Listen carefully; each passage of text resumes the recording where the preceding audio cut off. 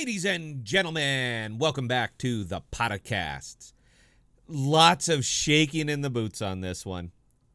Visa made the announcement. The crypto world cheered. Well, at least the crypto world who's never heard of AMP and Flex. So they cheered. Validation was at last coming to the crypto spend marketplace.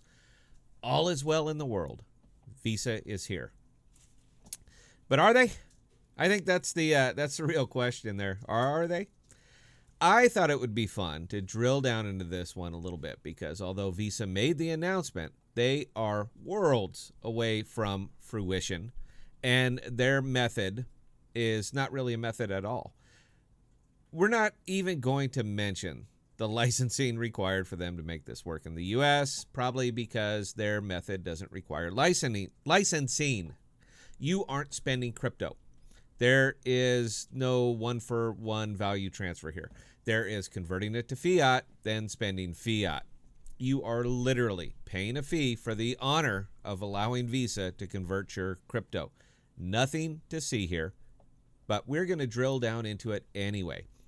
Flexa versus AMP. The right way versus the wrong way. Getting into that today, right after this.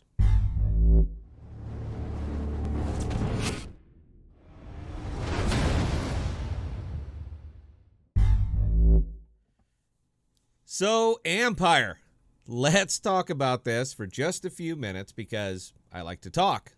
I have a YouTube channel and everything. I'm going to say this in their own words, Visa's own words. Then I will take it apart and point out the fallacies. I love to do this.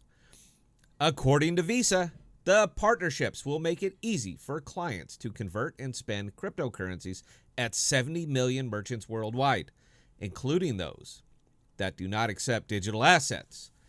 Among the features being worked on is letting users spend fiat and earn cryptocurrencies as a reward.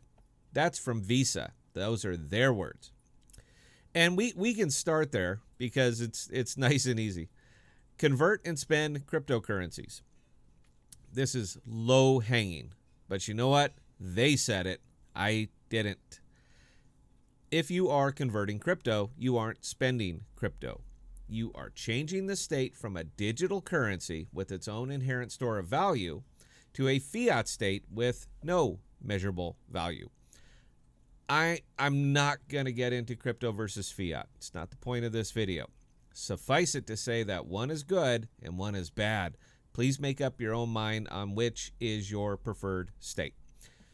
Visa requires these partnerships with individual crypto companies as well as crypto exchanges because Visa is not doing the converting. They are just walking the note from the merchant to the exchange. Visa is doing what Visa does, and they're getting paid for it. They are banking on the name of Visa to somehow lend an air of credibility to their method. But bypassing the user to convert crypto to fiat is not revolutionary. You are just charging people a VIG for what crypto people can do for themselves. That's nice of you. That is mighty nice of you. So let's talk about the second feature. Letting users spend fiat and earn cryptocurrencies as a reward. Again, mighty nice of you. You are allowing people to use your Visa card as a Visa card. And instead of paying them with cash back, 1%, 2%, whatever, you're paying them with crypto. So let me ask you, Visa, are you eating the transaction cost? Or do you have massive amounts of liquidity in 50 plus cryptos that you're just going to pull from? Will you be plugging them directly into the user's wallets? Do you have that ability? Are you making your own wallet? You do understand how crypto works, right? You can't send it as a check. DeFi is DeFi. And if you don't have a foot in the space or even really understand how it works, meaning the ability to link wallets for the crypto rewards, what are you going to do with them? Are you loading them onto the card to be spent in the future, a la Robinhood? It's yours, but it's not really yours. What about the anonymity of crypto spends? As these are capital gains level taxable events, are you going to brush that off, or are you going to keep track of each and every spend? You bet you are. You are going to track them and report them. You have to. You are Visa, and the eyes of the world are upon you. You already track every single spend that occurs on your network. Why would crypto be different? You aren't reinventing your pay rail here. You're just using up bandwidth. So let's take one more feature. Again, your words, not mine. The merchants don't have to change anything. It will be the same as any other Visa transaction to them. But on the back end, the crypto assets are instantly converted to fiat. The crypto assets are immediately converted to fiat. And all of this is done for free, right? Altruism from Visa. The kindness of your hearts. Absolutely not. There is a conversion fee for this. And who's paying it? Are you paying it, Visa?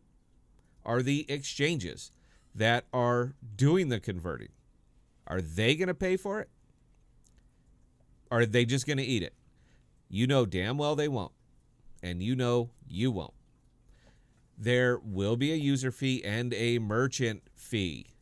I noticed that you left that out of the article. You are not giving us a whole lot of how in these articles. And I'm guessing because you don't know. And that just doesn't sell well. You either don't know how, or you do, and you know it's a bad method. But hey, you know what? Visa, right? Visa. BitPay is already doing this, the illusion of spending crypto. PayPal is already doing this, the illusion of spending crypto. This is just Visa's turn to get into the game. But they are doing nothing that is not already being done. It's a sloppy method with the aforementioned products. It's a sloppy method with Visa. You're taking the absolute anonymity of crypto. You're erasing it. You are tracking the spends, all of them, and you are reporting it. And you're acting like you're doing the world a favor. But I promised a comparison between Visa and Flexa. I covered Visa, so let's cover Flexa. With the Flexa Spend app, you transfer over the crypto you want to spend, whichever type, your preference. You go to the merchants that accept the Spend app. You choose your products. You pull up the merchant. You choose the crypto. You show the barcode to the merchant. They scan it. Receipt spits out, and you leave.